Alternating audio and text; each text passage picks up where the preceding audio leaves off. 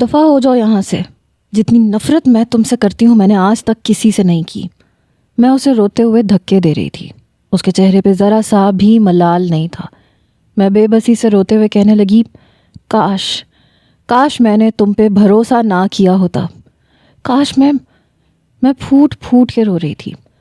وہ کہنے لگا، دیکھو زیادہ ہائپر ہونے کی ضرورت نہیں ہے، کول ڈاؤن ہو کے میری بات سنو۔ اس کا نارمل سا انداز میرے اندر آگ لگا گیا تھا۔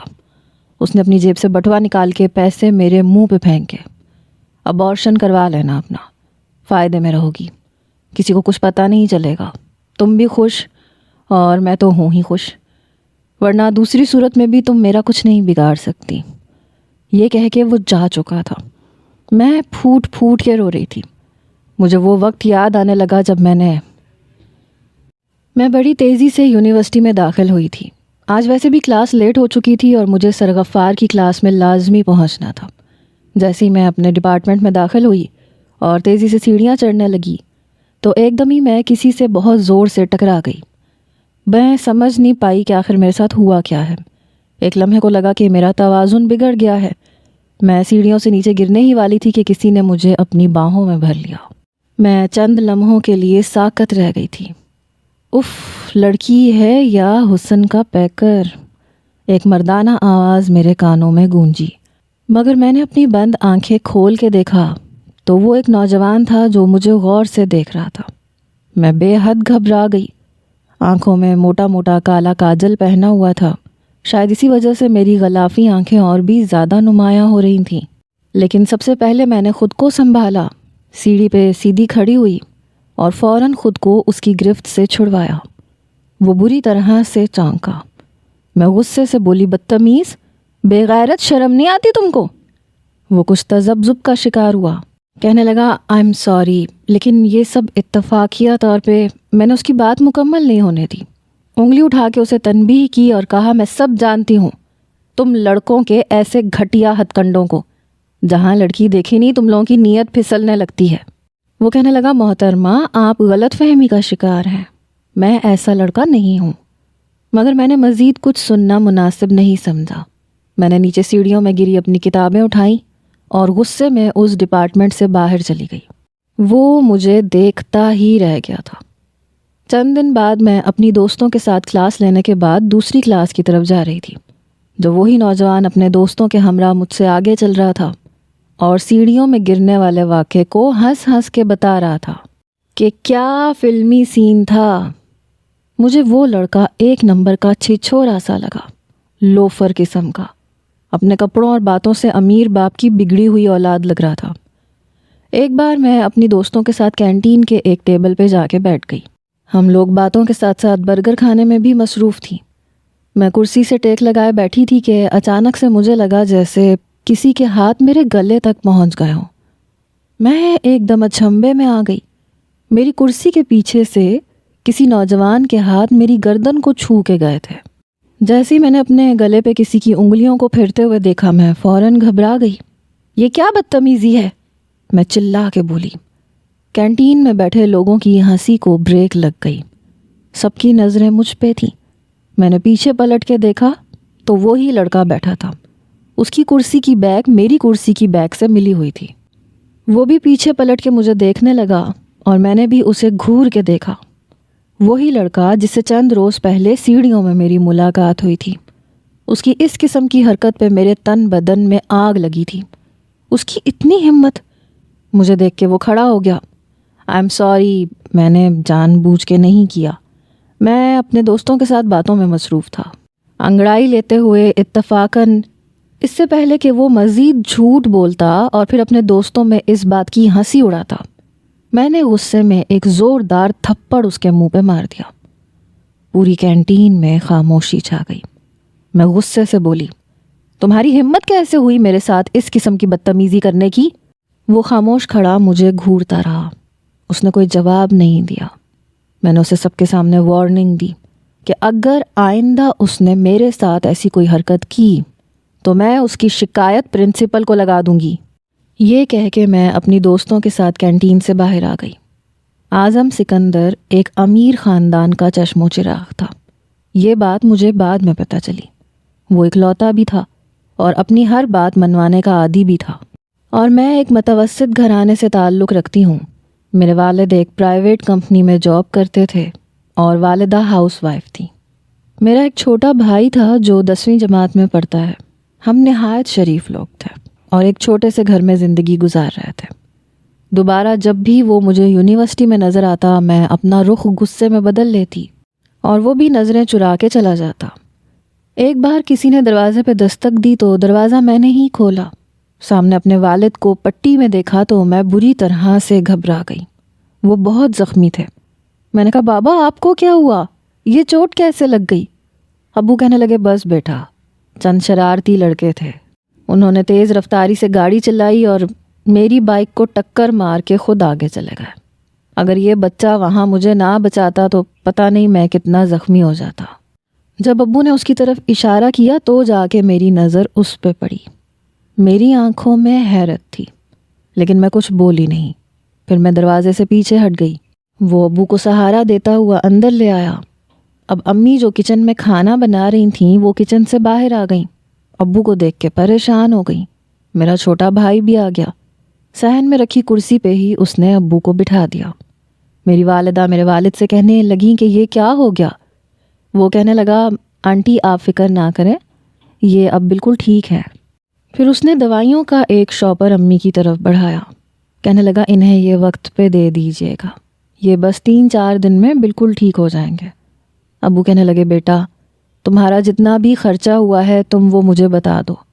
وہ کہنے لگا نہیں انکل، یہ تو میرا فرض تھا، پلیز آپ یہ سب کہہ کے مجھے شرمندہ نہ کریں۔ امی کہنے لگیں بیٹا بیٹھو چائے پی کے جانا، تم تو نہایت ہی کوئی نیک انسان ہو، فرشتہ بن کے آئے ہو۔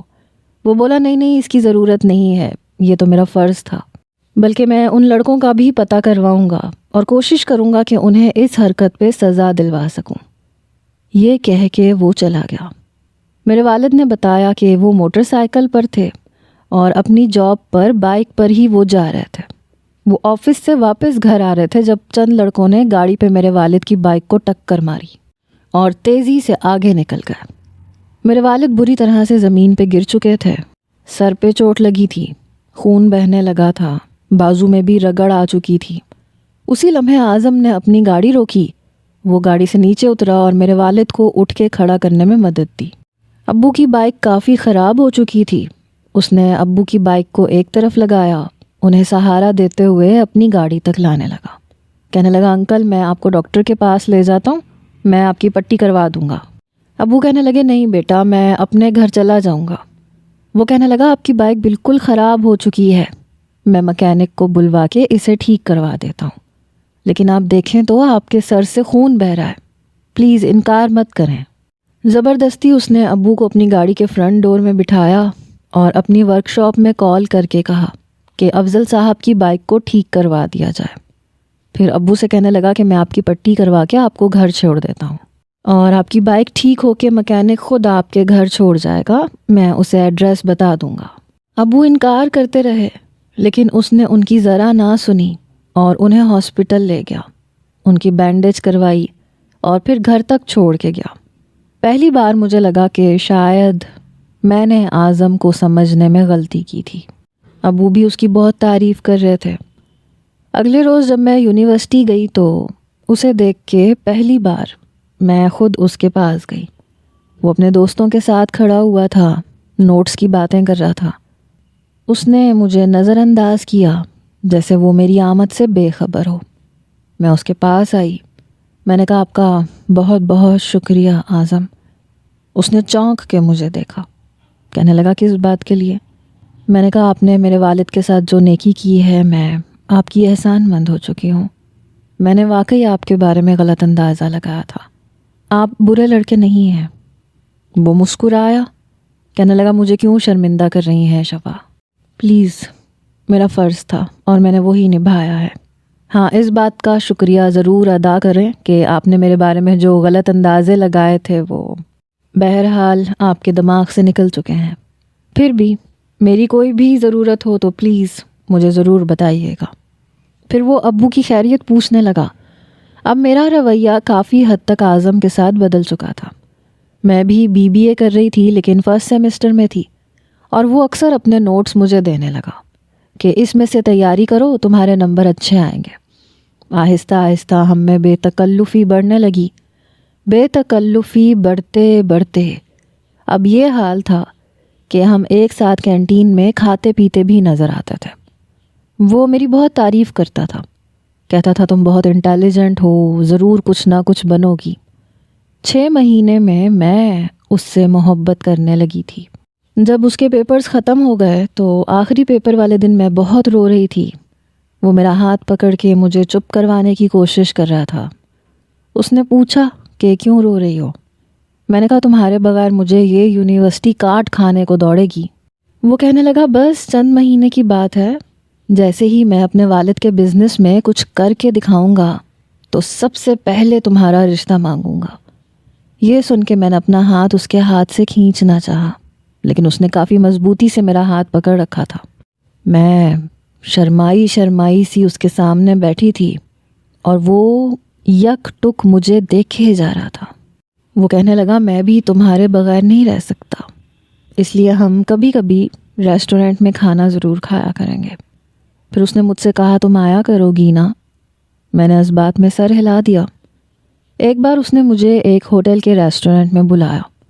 اس دن میں نے گھر پہ یہی بتایا کہ یونیورسٹی کے بعد میں اپنی دوست کے گھر جاؤں گی، اس لیے میں 7 بجے واپس آؤں گی۔ امی نے اجازت دے دی کیونکہ انہیں مجھ پہ بھروسہ تھا۔ میں سیدھی اس ہوٹل میں پہنچ گئی۔ وہاں کے ریسٹورنٹ میں ہم نے کھانا کھایا، پھر وہ مجھے اسی ہوٹل کے کمرے میں لے گیا۔ کمرے میں جاتے ہوئے میں بے حد گھبرا رہی تھی۔ میں نے کہا اعظم تم مجھے کمرے میں کیوں لائے ہو؟ وہ کہنے لگا یہ بھی کوئی پوچھنے والی بات ہے، دیکھو نا میں تم سے بہت محبت کرتا ہوں اور تم مجھ سے، اور پھر شادی بھی تو ہم نے ایک دوسرے سے ہی کرنی ہے، اور 1 مہینے بعد تمہیں دیکھ رہا ہوں، تمہیں اندازہ ہی نہیں ہے کہ یہ 1 مہینہ میں نے کیسے گزارا ہے۔ آہستہ آہستہ اس کا لہجہ خمار آلود ہونے لگا۔ وہ ہاتھ سے پکڑ کے مجھے بیڈ پہ لے گیا۔ میں نے کہا اعظم دیکھو میں ایسا کچھ نہیں کر سکتی، مجھے گھر جانا ہے۔ میں بے حد نروس ہو رہی تھی، اس کی ناراضگی کا بھی ڈر تھا۔ وہ کہنے لگا کیا تمہیں مجھ پہ بھروسہ نہیں ہے؟ تمہیں لگتا ہے میں تمہیں دھوکہ دے دوں گا؟ وہ جانتا تھا کہ میں اس کی محبت میں پوری کی پوری ڈوب چکی ہوں۔ میں نے کہا نہیں یہ بات نہیں ہے، لیکن یہ سب گناہ ہے۔ وہ کہنے لگا دیکھو محبت میں سب کچھ جائز ہوتا ہے، اس لیے کچھ بھی غلط نہیں ہے، کچھ بھی ناجائز نہیں ہے۔ دیکھو مجھے آج اپنے آپ سے دور مت کرو، تم نہیں جانتی میں 1 مہینے سے تمہاری قربت کے لیے پاگل ہو رہا ہوں، بہت محبت کرتا ہوں تم سے۔ یہ کہتے ہوئے وہ اپنی بے خودی میں آگے بڑھنے لگا۔ میں اسے خود سے دور کر رہی تھی۔ وہ مجھے بیڈ پہ دھکیل کے میرے مزید قریب ہو رہا تھا، اپنی انگلیاں میرے چہرے پہ گھما رہا تھا، لیکن میں ہر ممکن کوشش کر رہی تھی کہ جذبات کی آگ میں بہکنے کے بجائے اپنے آپ پہ قابو رکھوں، مگر وہ میرے مزید قریب آ رہا تھا۔ ہم دونوں قابل اعتراض حد تک ایک دوسرے میں کھو رہے تھے۔ شفا آئی لو یو، میں تمہارے بغیر نہیں رہ سکتا، میں بہت جلد اپنے والدین کو تمہارے رشتے کے لیے لاؤں گا۔ یہ کہتے ہوئے اس نے میری شرٹ میرے کندھے سے نیچے کی۔ اعظم پلیز، میں بری طرح سے گھبرائی۔ وہ میرے کندھے پہ اپنے لب رکھ چکا تھا۔ وہ دیوانہ وار مجھے پیار کرنے لگا۔ محبت کرتی ہو نا مجھ سے تو مجھ پہ اعتبار بھی کرو۔ یہ کہتے ہوئے وہ مجھے ہر پردے سے آزاد کرتا چلا گیا۔ اسے میری محبت کا ثبوت چاہیے تھا کہ میں اس پہ کتنا اعتبار کرتی ہوں۔ میں پہلے تو اسے روکتی رہی، مگر ایک وقت ایسا بھی آیا جب میں نے انکار کرنا بند کر دیا۔ میں خاموش ہو چکی تھی، اور خاموشی کا مطلب یہی تھا کہ میں اپنا آپ اسے سونپ چکی ہوں۔ میں خوش تھی کہ میں نے اپنی محبت کا ثبوت دے دیا۔ شادی کے بعد میرے وجود پہ حق تو صرف اور صرف اعظم کا ہی تھا۔ کیا ہو گیا اگر میں اس کے ساتھ تھی؟ شادی سے پہلے یہ تعلق قائم کر کے تو شادی کے بعد بھی تو مجھے اسی کا ہی ہونا تھا۔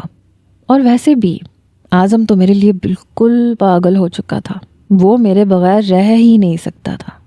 کچھ دیر بعد وہ اٹھا اور میرے ماتھے پہ اپنے لب رکھ دیے، مسکرا کے کہنے لگا کہ میری جان، دیکھ لو یہ سب کتنا آسان تھا، تم ویسے ہی ڈر رہی تھی، میں تو تمہیں بالکل اپنی بیوی مان چکا ہوں، تمہارے ساتھ اپنی زندگی بتانا چاہتا ہوں، میں چاہتا ہوں کہ ہماری زندگی خوشیوں سے بھری رہے، بس میرے قدم ایک مرتبہ بزنس میں جم جائیں تو اگلے 2-3 مہینوں میں رشتہ لے کے تمہارے گھر آ جاؤں گا۔ یہ کہہ کے اس نے میرے گالوں پہ اپنے لب رکھ دیے۔ جیسے میں نے گھڑی پہ وقت دیکھا تو 6:30 بج چکے تھے۔ میں جھٹ سے بیڈ سے اتری اور کہنے لگی، ارے اعظم، وقت دیکھو کتنا ہو چکا ہے، مجھے اب گھر جانا چاہیے، ورنہ 1 منٹ کی بھی دیری ہوئی تو سب سوال کریں گے، اور پھر تمہیں کراچی کی ٹریفک کا بھی پتہ ہے کیسے جیم ہو جاتی ہے۔ ہم دونوں ہی ہوٹل کے کمرے سے باہر نکل آئے۔ 7 بجنے سے 10 منٹ پہلے ہم دونوں میرے گھر کے باہر تھے۔ جب میں گاڑی سے اترنے لگی تو ایک مرتبہ مسکرا کے میں نے اس کی طرف دیکھا۔ اس نے میرا ہاتھ پکڑا، اپنی انگلیاں میری ہتھیلی پہ سہلانے لگا، تو میں مسکرا کے کہنے لگی کہ اعظم، مجھے کبھی چھوڑو گے تو نہیں نا؟ ہمیشہ یوں ہی مجھ سے محبت کرو گے نا؟ دیکھو، میں نے تمہاری محبت میں اپنا آپ آج تمہیں سونپ دیا، سب کچھ تمہارے نام کر دیا۔ میری آنکھوں میں نہ جانے کیوں آنسو سے جھلملا رہے تھے، لیکن وہ مسکرا کے کہنے لگا کہ ارے پگلی، صرف تم نے ہی نہیں، میں نے بھی اپنا آپ تمہارے حوالے کیا ہے، اور میں وعدہ کرتا ہوں کہ میری زندگی میں تم آنے والی پہلی اور آخری لڑکی ہوگی جس کے ساتھ میں نے ایسے کیا ہے۔ میں گھر کے اندر چلی گئی۔ اگلے 2 دن یوں ہی گزر چکے تھے۔ اس نے دھیرے دھیرے میرے ساتھ رابطہ کم کر دیا، لیکن میں تو اس کی پہلے سے بھی زیادہ دیوانی ہو چکی تھی۔ میں پہلے کی طرح بار بار اعظم کو کال کرتی، اس کے بارے میں پوچھتی، اس سے ملنے کا کہتی، لیکن اعظم بڑے ہی نرم لہجے میں مجھے کہہ دیتا کہ میں اس وقت میٹنگ میں بیزی ہوں، آفس کے کاموں میں بیزی ہوں، بس ایک مرتبہ اس کے قدم جم جائیں پھر وہ مجھے اپنا بنا لے گا۔ اس کی یہ باتیں سن سن کے، سوچ سوچ کے میں خوش ہوتی رہتی تھی، دل کو تسلی بھی دیتی تھی کہ وہ سچ کہہ رہا ہے۔ لیکن 1 مہینہ گزر چکا تھا اور دوبارہ میری اعظم سے کوئی ملاقات نہیں ہوئی۔ اس روز جب میں یونیورسٹی میں تھی تو اچانک میری طبیعت خراب ہونے لگی، سر چکرانے لگا، آنکھوں کے آگے اندھیرا سا چھانے لگا۔ میں پریزنٹیشن کے لیے کلاس میں سامنے پروفیسر کے پاس جانے لگی تھی، لیکن ایک دم سے میرا بلڈ پریشر اس قدر لو ہو گیا کہ میں چکرا کے نیچے گر گئی۔ ڈیسک سے سر لگنے کی وجہ سے میرے ماتھے سے خون کی ایک لکیر بہنے لگی۔ فوراً میری سہیلیاں آگے بڑھیں، پانی کے چھینٹے مارے گئے، لیکن جب مجھے ہوش نہیں آیا تو مجھے وہاں سے سیدھا ہاسپٹل لے جایا گیا۔ ہاسپٹل میں ڈاکٹر نے فوراً ڈرپس وغیرہ لگائیں، لیکن جب ٹیسٹ رپورٹ آئی تو میرے رونگٹے کھڑے ہو گئے۔ ڈاکٹر نے کہا تھا کہ آپ پریگننٹ ہیں، آپ کے ہسبینڈ کا نام کیا ہے، ہمیں فائل تیار کروانی ہے، اس میں ہسبینڈ کا نام ہونا ضروری ہے۔ اس لمحے میرے لبوں پہ جیسے قفل سا پڑ گیا۔ میں نے تو کبھی سوچا بھی نہیں تھا کہ میری اس غلطی کا نتیجہ کچھ ایسا بھی نکل سکتا ہے۔ پہلے تو میں بری طرح سے گھبرا گئی، دل زور زور سے دھڑکنے لگا، لیکن پھر یہ سوچ کر میں نے اعظم کا نام بول دیا کہ اس بچے کا باپ تو وہی ہے، یہ اسی کی تو اولاد ہے۔ یونیورسٹی والوں نے میرے گھر پہ بھی کال کر کے بتا دیا۔ کال میرے ابو نے سنی، جو اب بھی ایک ٹانگ سے لنگڑا کے چلا کرتے تھے۔ جیسی انہیں یہ خبر ملی وہ فوراً ٹیکسی لے کے ہاسپٹل پہنچ گئے۔ تب تک میں باہر آ چکی تھی، میری رنگت بالکل زرد پڑ چکی تھی۔ مجھے اس حالت میں دیکھ کے وہ دونوں گھبرا گئے، کہنے لگے کہ بیٹی کیا ہو گیا تمہیں، طبیعت تو ٹھیک ہے نا، اچانک سے کیسے بے ہوش ہو گئی تھی، ماتھے پہ چوٹ کیسے لگ گئی؟ میں حد سے زیادہ شرمندگی محسوس کر رہی تھی۔ میرا ضمیر مجھے زوردار تھپڑ مار رہا تھا۔ میرے ماں باپ مجھ پہ اندھا اعتماد کرتے تھے، سادہ لو انسان تھے، انہیں کہاں خبر تھی کہ میری یہ حالت کس وجہ سے ہوئی ہے۔ میں نے انہیں بلڈ پریشر کا بہانہ بنایا اور اپنے ساتھ گھر لے آئی۔ اس روز گھر جا کے میں بار بار اعظم کو کال کرتی رہی، نمبر بن جا رہا تھا۔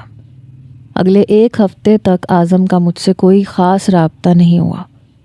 میں بار بار میسج کر کے اسے یہ کہتی رہی کہ میں تم سے ریسٹورنٹ میں ملنا چاہتی ہوں، مجھے تم سے ضروری بات کرنی ہے، جبکہ وہ مجھے مکمل طور پہ نظر انداز کرتا رہا۔ اس روز جب میں اس کے آفس پہنچ گئی تو اعظم کی تو جان ہی نکل گئی۔ اس نے میرا بازو دبوچ کے کہا کہ یہ کیا طریقہ ہے؟ کس کی اجازت سے تم یہاں آئی ہو؟ جانتی بھی ہو کہ اگر میرے باپ کو تمہارے آنے کی خبر مل گئی یا انہیں ذرا سا بھی شک ہو گیا کہ تم کون ہو اور تمہارا کیا حشر ہوگا، میرا کیا حال ہوگا؟ اس کی یہ بات سن کے میری آنکھوں میں آنسو آ گئے۔ میں نے کہا مجھے اس بات سے کوئی فرق نہیں پڑتا، انہیں بھی پتہ ہونا چاہیے، آخر کار میں ان کی ہونے والی بہو ہوں۔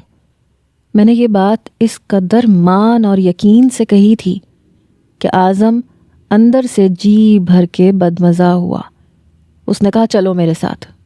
ہم دونوں آفس سے نکل کر ایک ریسٹورنٹ میں آ گئے۔ ویٹر ہمارے سامنے ملک شیک لا کے رکھ چکا تھا۔ اعظم گھونٹ پہ گھونٹ بھرتا رہا، کبھی میری طرف دیکھتا، کبھی گھڑی کی طرف، پھر کہنے لگا دیکھو میرا ایک ایک لمحہ قیمتی ہے، جلدی بتاؤ کیا بات کرنی ہے۔ سب سے پہلے میں نے اس کی آنکھوں میں دیکھا، پھر کہا کہ پتہ نہیں تم واقعی کام میں مصروف ہوتے ہو یا کیا چکر ہے، لیکن اب مجھے تمہاری آنکھوں میں اپنے لیے وہ تڑپ نظر نہیں آتی جو پہلے ہوا کرتی تھی۔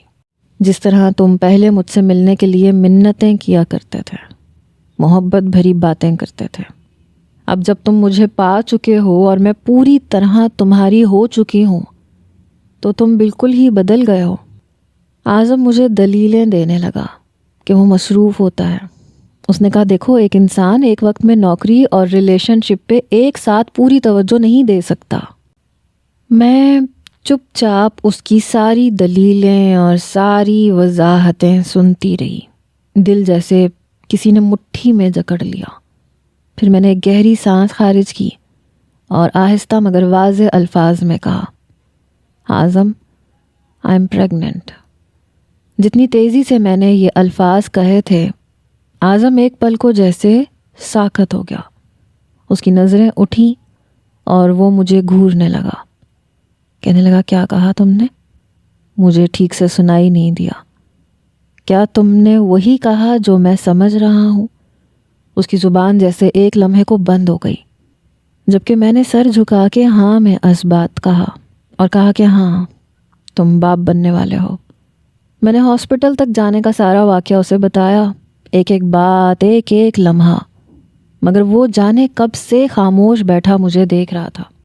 میں آگے بڑھی اور اس کا ہاتھ پکڑ لیا۔ میں نے کہا اس میں پریشان ہونے والی کون سی بات ہے؟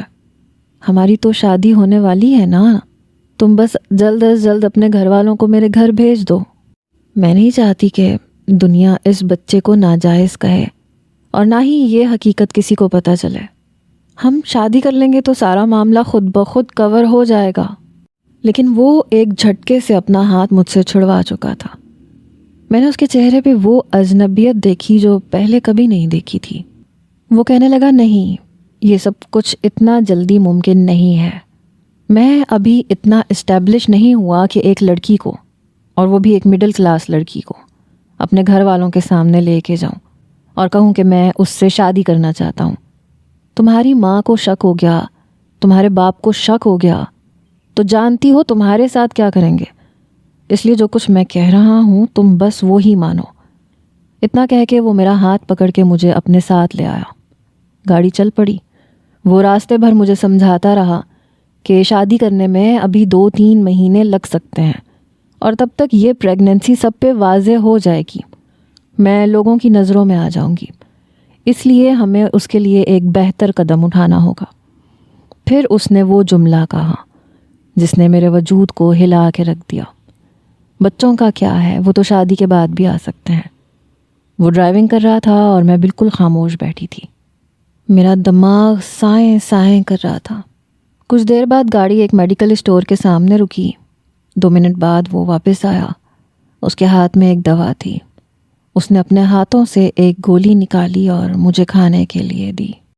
میں آنکھوں میں آنسو لیے اسے دیکھ رہی تھی۔ ایک ہاتھ بے اختیار میرے پیٹ پہ آ گیا۔ میں نے کانپتی آواز میں کہا، اعظم پلیز ایک بار سوچ لو، یہ ایک ننھی سی جان کا قتل ہے۔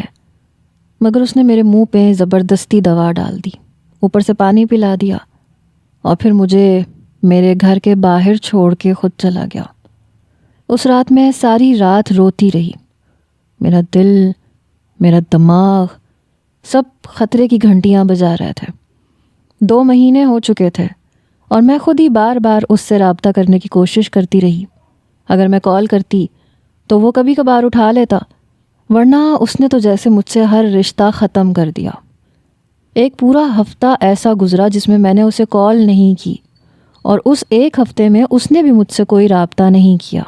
میرا دل ڈوبنے لگا تھا۔ بار بار یہی خیال آتا کہ اعظم بھی باقی لڑکوں کی طرح مجھے دھوکہ دے کے جا چکا ہے۔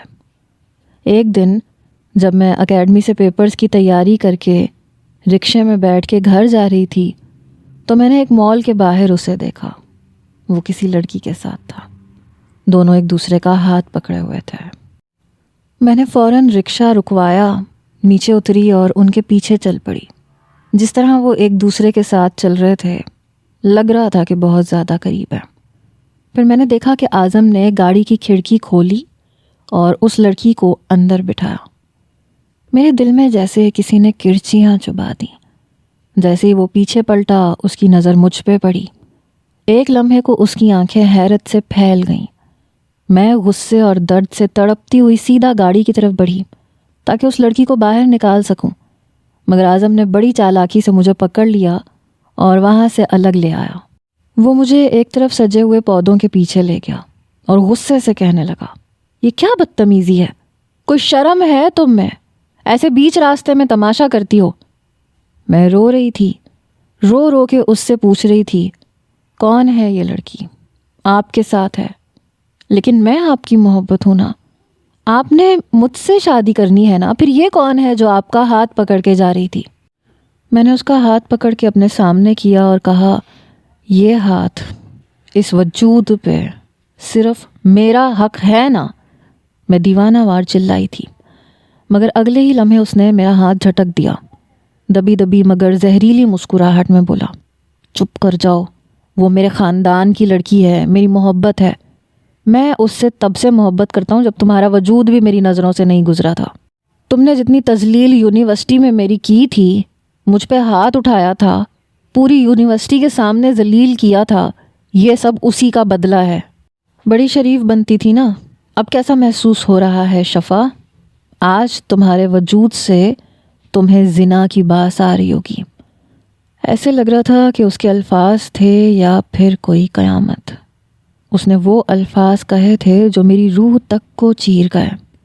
تم جیسی لڑکی کو میں اپنے گھر میں ملازمہ رکھنا بھی پسند نہ کروں۔ ہٹو میرے راستے سے، اور دوبارہ ہمارے بیچ میں آنے کی کوشش مت کرنا، ورنہ جس طرح پہلے تمہارے باپ کا ایکسیڈنٹ کروایا تھا، اس دفعہ ایسا کرواؤں گا کہ ساری زندگی پچھتاتی پھرو گی۔ میری آنکھوں کے آگے اندھیرا چھا گیا تھا، پورا وجود کھوکھلا ہو گیا تھا۔ میں نے لڑکھڑاتے ہاتھوں سے اس کا کالر پکڑا اور چیخ کے کہا، کیا مطلب؟ ابو کا ایکسیڈنٹ تم نے کروایا تھا؟ مگر وہ مجھے وہاں سے جھٹک کے جا چکا تھا۔ میں زمین پہ گر گئی، نہ جانے کتنی دیر وہیں بیٹھی روتی رہی، اور وہ اس لڑکی کے ساتھ خوشی خوشی گاڑی میں بیٹھ کے جا چکا تھا۔ پھر یونیورسٹی کی لڑکی کے ایک منہ سے پتہ چلا، 1 ہفتے بعد ان دونوں کی شادی ہونے والی تھی۔ وہ اعظم پلوشا سے بہت محبت کرتا تھا۔ اس کی خاطر اس نے اپنے چچا کی ہر شرط مانی تھی، کیونکہ وہ اعظم کی لاپرواہی کی وجہ سے اپنی بیٹی کی شادی کسی اور سے کرنا چاہتے تھے، مگر اعظم نے خود کو پلوشا کی خاطر بدل لیا تھا۔ مجھ پہ کیا گزری اسے کوئی فرق نہیں پڑا، اسے تو بس اپنے بدلے سے مطلب تھا، اور وہ اپنا بدلہ لے چکا تھا۔ 2 ہفتوں کے بعد دھوم دھام سے شادی ہو گئی۔ پورا ہفتہ فنکشنز، خوشیاں، ہنسی۔ وہ خوش تھا، بے حد خوش، اور میں صرف ایک ٹوٹا ہوا وجود تھی جس کی کہانی وہیں کہیں دفن ہو چکی تھی۔ پھر پتہ چلا کہ اگلے ہی ہفتے وہ دونوں ورلڈ ٹور پہ نکل گئے تھے۔ میں کہیں دور کھڑی ان کی تصویری خوشیوں کو صرف سن اور دیکھ رہی تھی۔ وقت گزرنے لگا، میں نے آخری سیمسٹر ختم کر لیا، جب مجھے یہ محسوس ہونے لگا کہ میرا وجود بڑھنے لگا ہے، میں ڈاکٹر کے پاس گئی تو اس نے جو بات بتائی، میرے ہوش اڑ گئے۔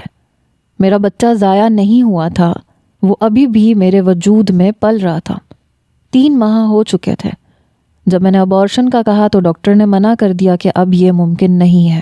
میری جان کو خطرہ تھا۔ وہ تو بدلہ لے کے جا چکا تھا، مگر مجھے زندہ درگور کی سزا دے چکا تھا۔ میں نے دوسرے شہر جاب کے لیے اپلائی کر دیا، مجھے نوکری بھی مل گئی۔ اپنے والدین سے میں نے یہی کہا کہ مجھے آفس کی طرف سے رہائش ملی ہے، مگر میں وہاں پہ ایک ہاسٹل میں رہنے لگی، نوکری بھی کر رہی تھی اور اس گناہ کا بوجھ بھی اٹھا رہی تھی جو محبت کے نام پہ مجھے ملا تھا۔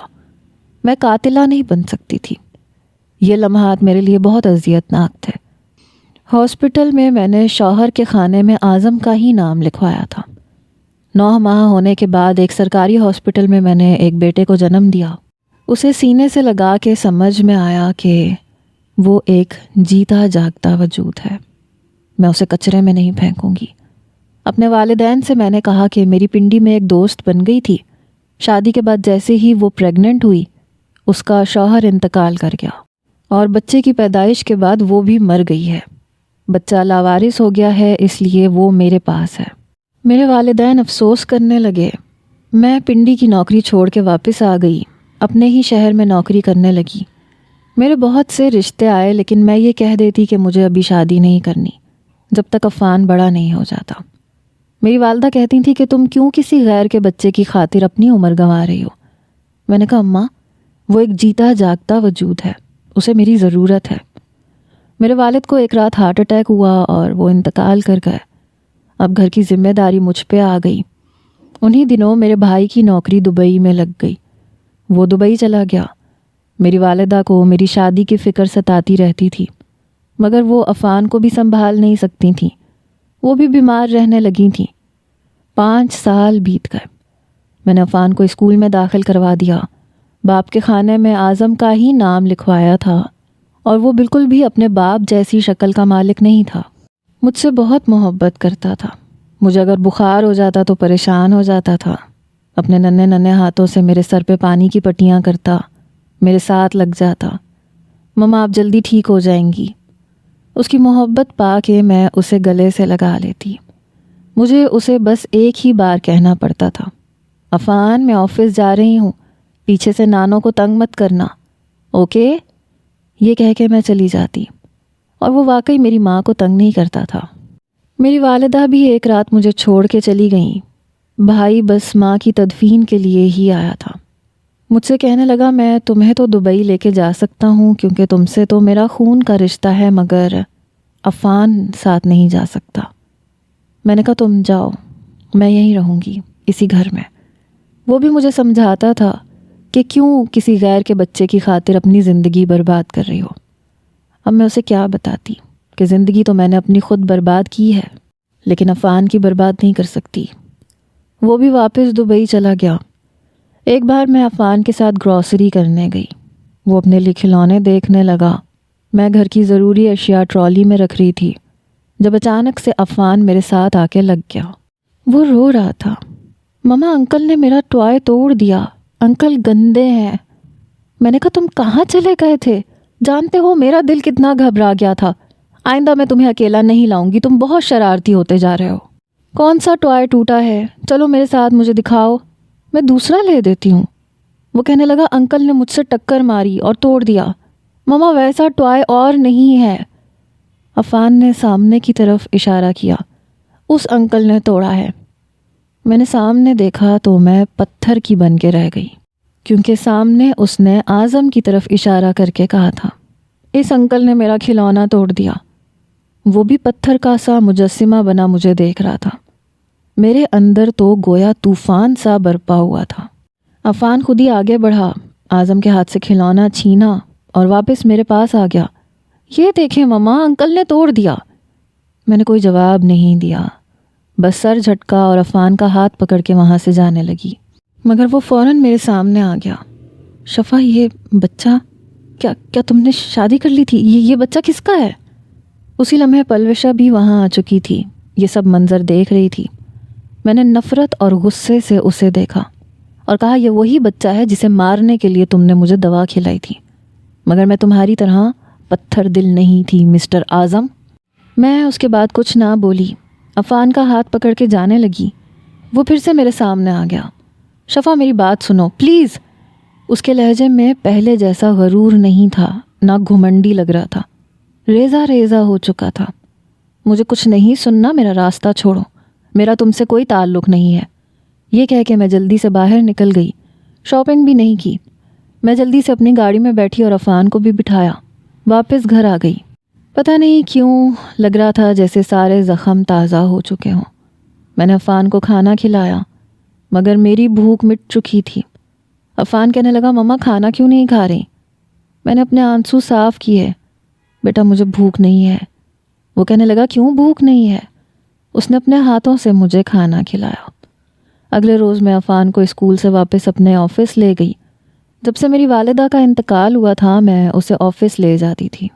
وہ چپ چاپ ایک کرسی پہ بیٹھا اپنا ہوم ورک کرتا رہتا تھا۔ اس نے کبھی مجھے تنگ نہیں کیا تھا۔ جب آفس کے بعد میں گھر پہنچی تو میرے گھر کے پاس اعظم اپنی گاڑی سے ٹیک لگائے کھڑا تھا۔ مجھے دیکھ کے کہنے لگا شفا مجھے تم سے بات کرنی ہے۔ میں نے کہا مجھے نہیں کرنی۔ وہ کہنے لگا مجھے میرا بچہ چاہیے۔ یہ سن کے میں نے بڑی نفرت سے اسے دیکھا تھا۔ کون سا بچہ؟ جو کل تک تمہارے لیے بس ایک بدلہ تھا، جسے مارنے کے لیے تم نے مجھے دوا کھلائی تھی، آج تمہیں اپنا بچہ لگنے لگا مسٹر اعظم۔ وہ بار بار عفان کو دیکھ رہا تھا جس نے ماتھے پہ بل ڈالے ہوئے تھے۔ میں نے گھر کا تالا کھولا۔ جیسے ہی اندر جا کے دروازہ بند کرنے لگی اعظم بھی اندر آ چکا تھا۔ شفا پلیز میری بات سنو، میرے گناہ کی سزا مجھے مل رہی ہے۔ میں نے تمہارے ساتھ جو کچھ بھی کیا تھا غلط کیا تھا۔ اس کی آنکھوں سے آنسو بہنے لگے۔ میرے سامنے ہاتھ جوڑ کے وہ گھٹنوں کے بل بیٹھ چکا تھا۔ کہنے لگا مجھے معاف کر دو شفا، میں نے اپنے ہی بچے کو اپنانے سے انکار کیا تھا، اور دیکھو خدا کی قدرت کہ میری بیوی بانجھ ہے، پلوشا کو بچہ نہیں ہو سکتا۔ یہ سن کے مجھے اس کی کم ظرفی پہ افسوس ہوا تھا۔ میں نے کہا تمہیں بچہ نہیں ہو سکتا اس لیے تمہیں اپنے اس ناجائز بچے کا خیال آ گیا۔ اگر تمہیں اولاد ہوتی تو تمہیں کبھی بھی اپنا یہ بچہ یاد نہ آتا، کیونکہ میں تمہارے لیے صرف بدلے کا سامان تھی۔ میرا قصور بس یہ تھا کہ میں نے تم سے محبت کی اور محبت میں تم پہ اندھا بھروسہ کر لیا۔ سزا تو میں نے بھی کاٹی ہے، لیکن جو ہونا تھا وہ ہو گیا۔ تم یہاں سے جا سکتے ہو۔ وہ کہنے لگا دیکھو شفا، میں بچے کو اپنا نام بھی دینا چاہتا ہوں اور تمہیں بھی عزت دینا چاہتا ہوں۔ پلوشا کو کوئی اعتراض نہیں ہوگا، وہ تمہارے ساتھ برا سلوک بھی نہیں کرے گی۔ میں نے کہا لیکن مجھے اب ضرورت نہیں ہے، نہ تمہارے نام کی نہ تمہاری بھیک میں دی گئی عزت کی۔ عزت میرے پاس ابھی بھی موجود ہے، کوئی مجھے بری نظر سے نہیں دیکھتا، سب میری عزت کرتے ہیں۔ میں تمہاری عزت کی محتاج نہیں ہوں کہ تمہیں عزت نہیں دوں گی تو ملے گی نہیں۔ تو کہنے لگا نہیں، آج نہیں تو کل میرا بچہ تم سے سوال کرے گا، پوچھے گا کہ اس کا باپ کون ہے، تو کیا کہو گی؟ میں نے کہا بہت کچھ ہے میرے پاس کہنے کے لیے، تمہیں پریشان ہونے کی ضرورت نہیں ہے، تم یہاں سے جا سکتے ہو۔ وہ کہنے لگا میں نہیں جاؤں گا، اپنی غلطی کو جب تک سدھار نہیں لیتا میں کہیں نہیں جاؤں گا۔ پھر عفان سے کہنے لگا بیٹا ادھر آؤ میرے پاس، لیکن وہ میرے پیچھے چھپ گیا۔ میں نے کہا یہ تمہارے پاس نہیں آئے گا۔ وہ کہنے لگا شفا تم جو چاہے شرط رکھ لو، مجھے منظور ہے، لیکن پلیز مجھے اپنی غلطی کا کفارہ ادا کرنے دو۔ میں پل پل کی موت مر رہا ہوں، خدا کے لیے میرے بیٹے سے مجھ کو جدا مت کرو۔ بہت تڑپا ہوں میں اولاد کے لیے، میں تمہیں پوری عزت دوں گا، سب کے سامنے اپنے اس گناہ کو تسلیم بھی کرنے کو تیار ہوں جو میں نے کیا تھا۔ تم کیا چاہتی ہو مجھے بتاؤ؟ میں نے کہا میں یہ چاہتی ہوں کہ تم یہاں سے چلے جاؤ۔ کہنے لگا میں تمہارا جواب سنے بغیر نہیں جاؤں گا۔ انہی دنوں میرا بھائی مجھ سے یہ کہہ رہا تھا کہ وہ دبئی میں شادی کرنا چاہتا ہے، اسے پیسوں کی ضرورت ہے، اس لیے یہ گھر بیچ کے اسے اس کا حصہ میں بھیج دوں، اور اس کے بعد میرے پاس اتنے پیسے نہیں بچتے تھے کہ میں اپنا گھر خرید سکتی۔ اور پھر جب ناجائز قائم کیے گئے رشتے کو عزت مل رہی تھی تو مجھے لگا کہ مجھے انکار نہیں کرنا چاہیے۔ میں نے کہا میں تمہیں سوچ کے بتاؤں گی، فی الحال تم یہاں سے جاؤ۔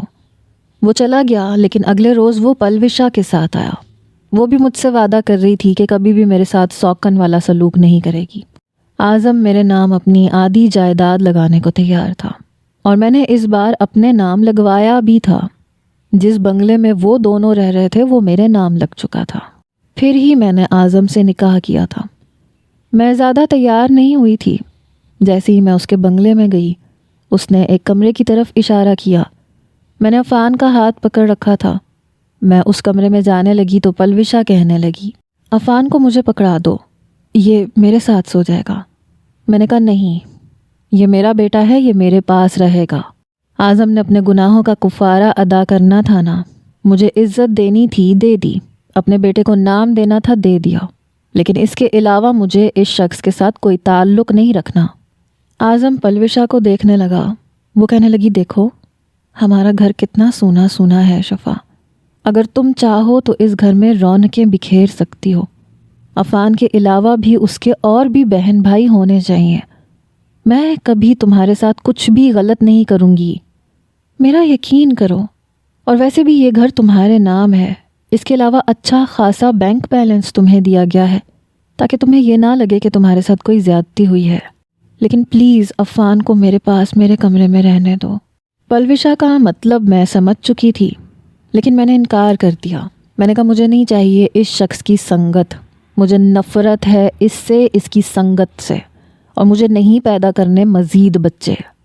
میں نے صرف اس بچے کو انصاف دلوانا تھا، اور وہ قدرت نے مجھے موقع دے دیا۔ یہ کہہ کے میں عفان کے ساتھ کمرے میں چلی گئی۔ 2 دن میں اعظم نے عفان کے ڈھیروں کپڑے اور کھلونے خریدے، لیکن اس نے ہاتھ نہیں لگایا، میری طرف دیکھتا رہا۔ ماما کیا میں یہ لے لوں؟ جب میں اسے کہتی کہ ہاں لے لو تو ہی وہ چیزیں پکڑتا تھا، اور وہ قیمتی تحفے اس کی نظر میں بے معنی تھے۔ البتہ پلوشا عفان سے بہت پیار کرتی تھی، اور مجھ سے بھی کبھی اس نے کچھ نہیں کہا تھا، لیکن اعظم میرے سامنے نظریں نہیں اٹھا سکتا تھا، شرمندہ شرمندہ سا رہتا تھا۔ کئی بار ہاتھ جوڑ کے معافی مانگ چکا تھا کہ خدا کے لیے مجھے معاف کر دو، لیکن کیا یہ گناہ معاف کیا جاتا ہے؟